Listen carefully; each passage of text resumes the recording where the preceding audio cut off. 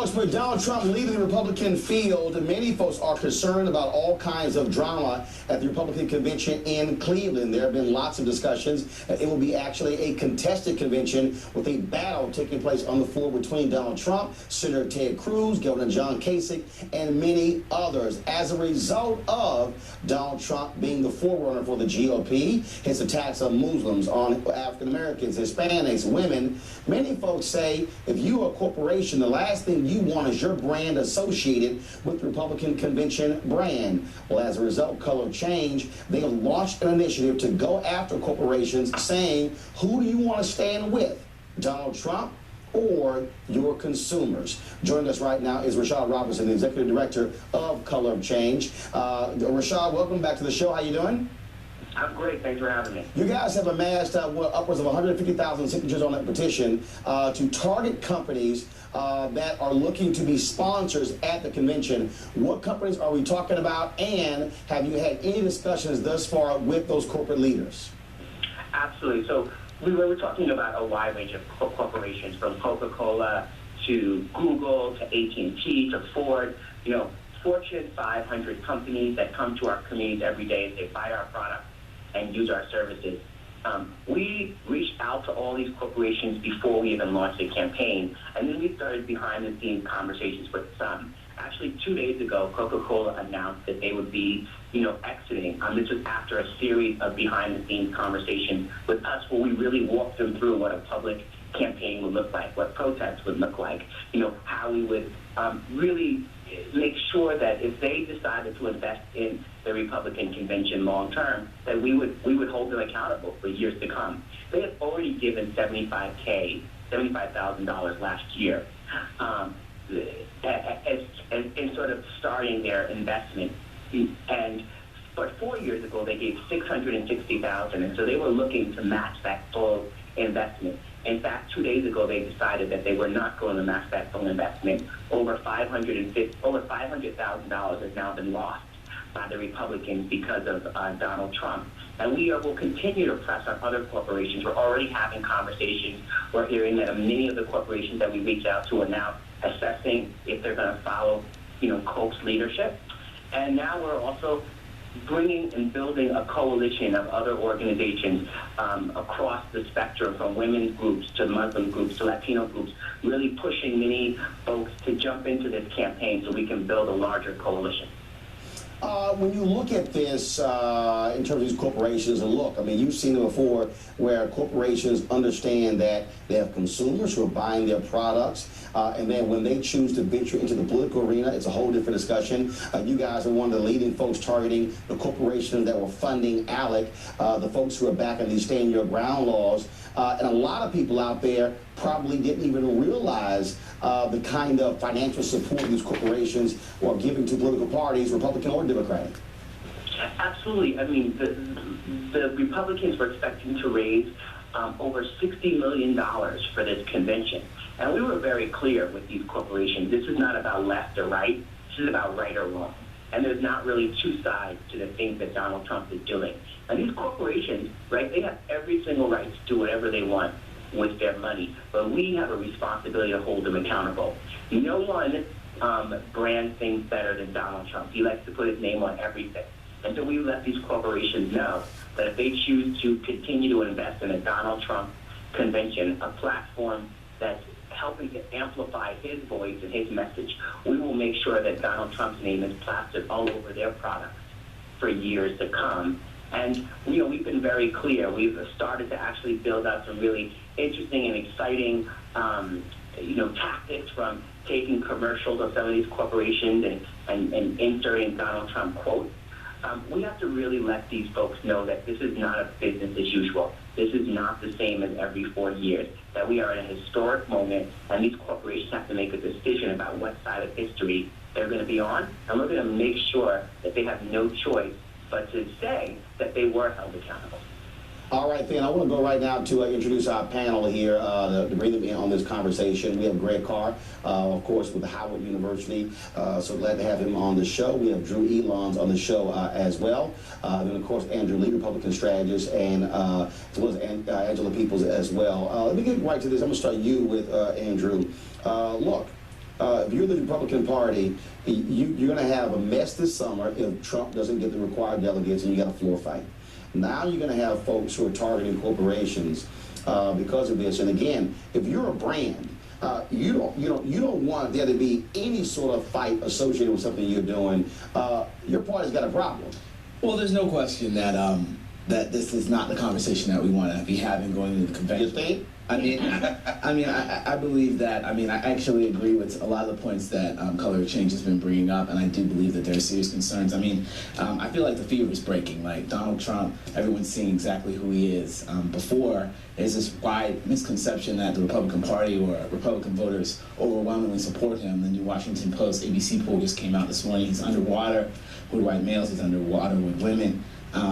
If he's the nominee, we're going to get crushed in November. So I really think that we're going to be seeing a broker convention, and who knows what will happen. Drew? You know, I think what has happened in this situation is the Republican Party shouldn't be so surprised. And I say that because what they've done thus far has been with a wink and a nod. And basically Trump has been speaking the conscience of the Republican Party, the Tea Party. So it started with Tea Party and the undertone of racism, and now it's like he's just saying what many of them have been saying to get for you to win the control of both houses. And so I think the Republican Party should look into themselves and say, you know, we created this thing called Trump, and now we've got to suffer through this with money loss. And I don't understand why they seem shocked by this, because really... I'm going to have to disagree with you a little bit, because I think that the Tea Party was about spending too much money, and I think... Let's be clear. Let me be clear. When you think about when they talk about calling... making this assessment that President Barack Obama is someone who is not trustworthy based on what? When you talk about them always saying different things about calling him the witch doctor and fanning the flame. Is that Republican candidates, or is that... Oh, it has been Republican candidates. First of all, of Trump supporters, 62% believe that he's a Muslim, 7% believe he's a Christian. Is that a Republican Party creation? But the Republican Party never shut him down. Stop. I'm sorry. Yes, it is. I'm sorry. Correct me if I'm wrong, okay? Was Donald Trump not the leading birther voice in 2012? Yeah. And it wasn't... No, hold up. Yeah, No, was he the leading birther voice? Right. Did the Republican National Committee and top Republicans condemn him demanding the birth certificate of President Barack Obama? Some did. Yeah. No. They didn't. RNC. Did he participate in Republican fundraisers across the country while he was sitting here demanding the birth certificate of President Barack Obama? Right. Yes. Gave Mitt Romney. No, it's only two answers. Yes or no? That's it, bro. I'm not... Did he do it or not? Did Donald Trump have Republican fundraisers in 2012 while he was demanding the birth certificate of President Barack Obama and questioning whether he was born in America? there are a number of Republicans... No, the answer is yes, he did that. Okay. Did Donald Trump not only do that, did he hold news conferences? Did he say he had private investigators going to Hawaii? I'm not defending... No, but here's the deal, though. The problem is you cannot try to dance away from the Republican Party playing footsie with Donald Trump for the last 8 years, and then now saying, no, that wasn't us. Angela.